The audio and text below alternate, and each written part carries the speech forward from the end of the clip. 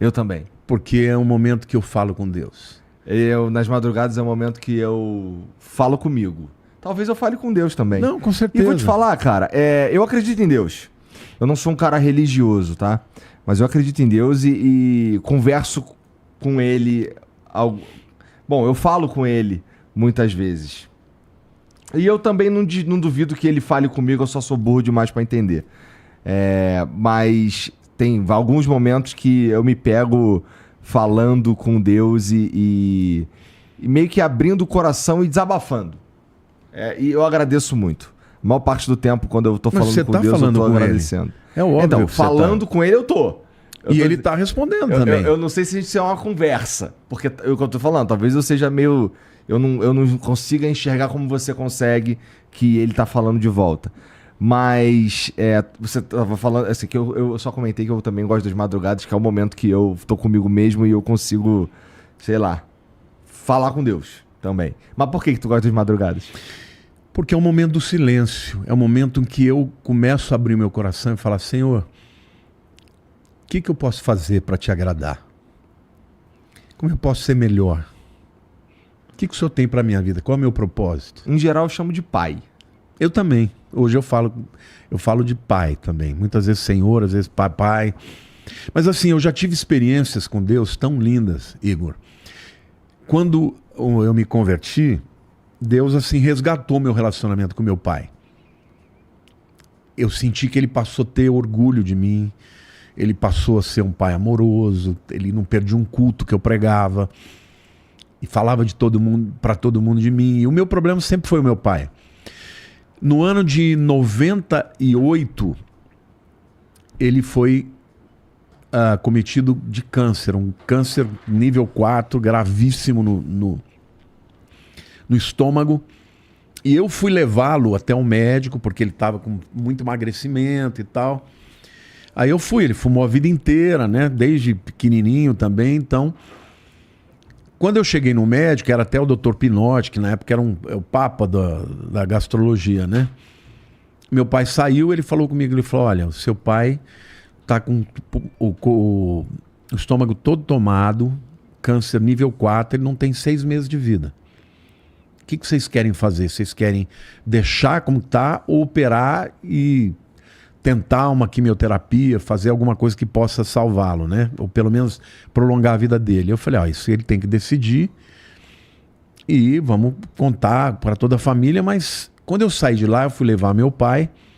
Depois eu fui para minha casa. Eu morava na Rua dos Ingleses, ele morava em Perdizes. Eu me lembro que eu passei pelo Pacaembu e eu fui chorando, falando: puxa Deus, agora que meu relacionamento com meu pai está tão bom, o senhor vai levá-lo? E o Espírito falou assim: por que você não me pede para que eu cure? Eu falei: eu estou te pedindo. Mas eu não tenho fé. Porque eu estou com medo. Eu posso pedir um sinal? E eu senti ele falando: pode. Eu tinha um Fiat hoje, verdinho.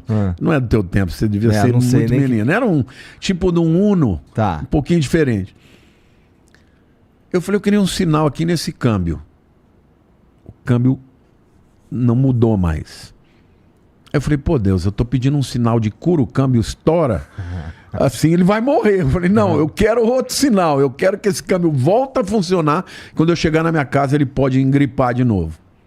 Fui mudando, foi indo. Entrei na Paulista, Joaquim Eugênio de Lima, entrei na Rua dos Ingleses. Quando eu entrei na garagem, estourou a caixa de câmbio. Eu cheguei em casa com tanta convicção de que Deus tinha falado comigo. Chamei meus irmãos e falei: olha, está acontecendo isso, mas Deus me falou que vai curar o papai.